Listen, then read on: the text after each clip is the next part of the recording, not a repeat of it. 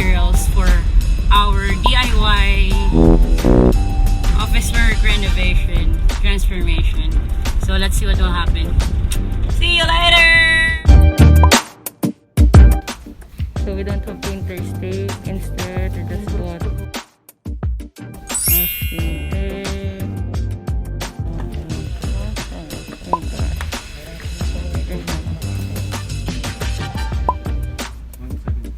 Good job si Kuya.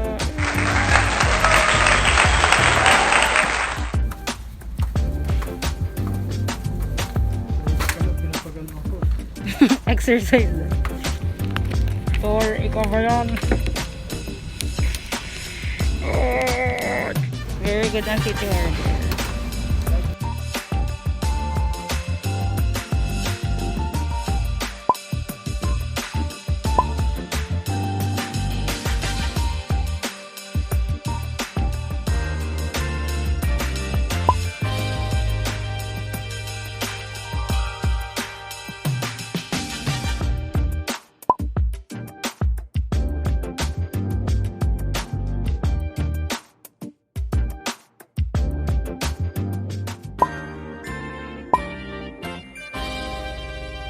Yay!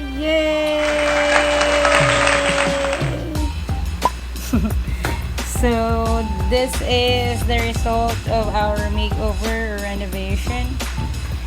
Before, we don't have those floating, unahin natin to, floating cabinets. So we installed 3 floating cabinets para may lagyanan ng books and other stuff.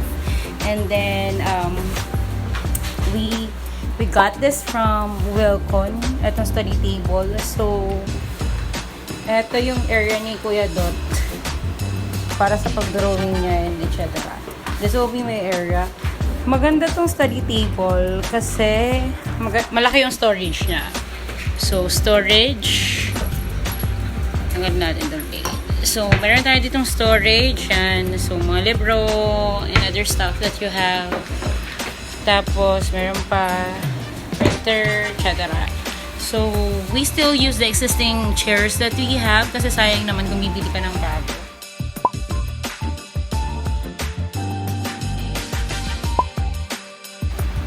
Okay, so basically, there are 3 steps for you to actually complete your DIY. Kasi ako, tinulungan lang ako ng kapatid ko, si Paul.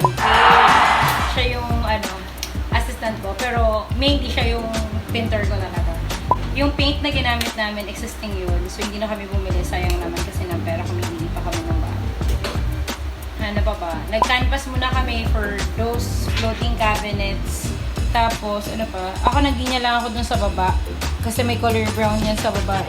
We're supposed to buy carpet. Kaso sabi nga ng parents ko, wag na daw. Kasi iiyan daw yun ng 2 kong aso. Ni Liberty sa kani Happy. Kasi also, yan. Hindi na lang tayo magka-carpets. Sayang lang din. What else? Advice? If you have the money to buy study table, then you can buy study table. If you have an existing, pinturahan nyo lang, varnish, etc. Okay na yan. Ano pa? Huwag masyadong magastos ngayong quarantine. If wala naman kayong gagawin, then try to help in innovating or renovating, doing some makeovers sa loob ng bahay nyo. Kasi right now, we're currently painting interior ng bahay. Just want it clean by painting white. So, that's it. Kaya Paul, you want to say something? Yeah, may parang bonus si Paul. So, there you go. Bye!